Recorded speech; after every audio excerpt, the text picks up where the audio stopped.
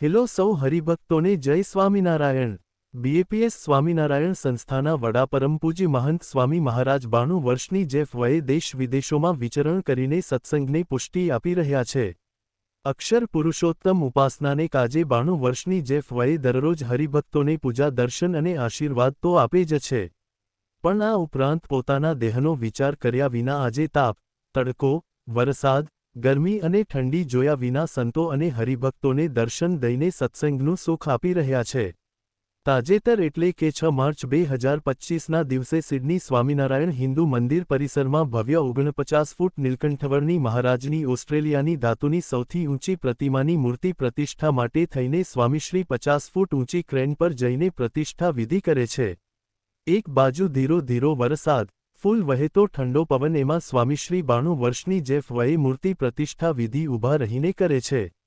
મહંત સ્વામી મહારાજ 13 ડિસેમ્બર 2024ના દિવસે ભારતથી આફ્રિકા પધાર્યા અને 12 ફેબ્રુઆરીથી સાઉથ આફ્રિકાથી ઓસ્ટ્રેલિયા ખાતે પધાર્યા છે। ઓસ્ટ્રેલિયામાં સ્વામીશ્રી 1 એપ્રિલથી વિદાય લઈને 2 એપ્રિલે ગુરુહરિ મહંત સ્વામી મહારાજ સુરત ખાતે પધારશે।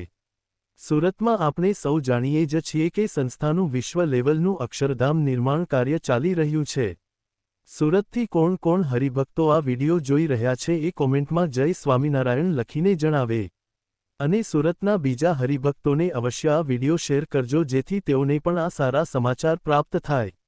પરમ પૂજ્ય મહંત સ્વામી મહારાજા સ્વાસ્થ્યની વાત કરીએ તો ગુરુહરિ મહંત સ્વામી મહારાજનું સ્વાસ્થ્ય ખૂબ જ સારું અને એકદમ આનંદિત છે, અને આ આનંદિત સ્વાસ્થ્ય સાથે ઓસ્ટ્રેલિયામાં સત્સંગનું દિવ્ય સુખ અને એકાંતિક લાભ આપી રહ્યા છે।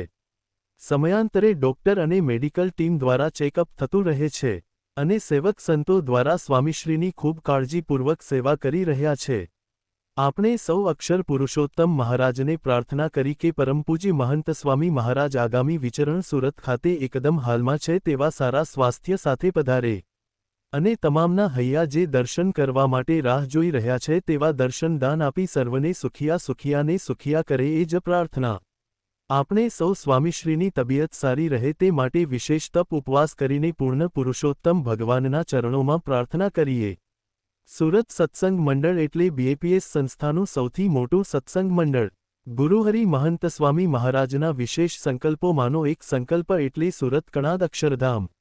મંડળોની વાત કરીએ તો 71 જેટલા સંયુક્ત મંડળ, 28 જેટલા કિશોર મંડળ, 49 જેટલા કિશોરી મંડળ, 249 મહિલા મંડળ, 276 બાલ મંડળ અને 276 બાલિકા મંડળ, આ ઉપરાંત શિશુ બાલ બાલિકા મંડળ એમ કુલ 975 જેટલા મંડળો ચાલી રહ્યા છે। સુરતમાં આમ જોઈએ તો આખા સૌરાષ્ટ્રના હરિભક્તો આવી ગયા।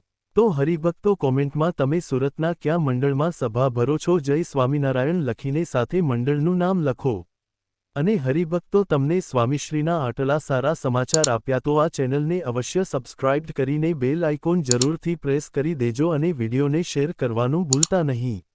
સૌનો આભાર અને સર્વને જય સ્વામિનારાયણ।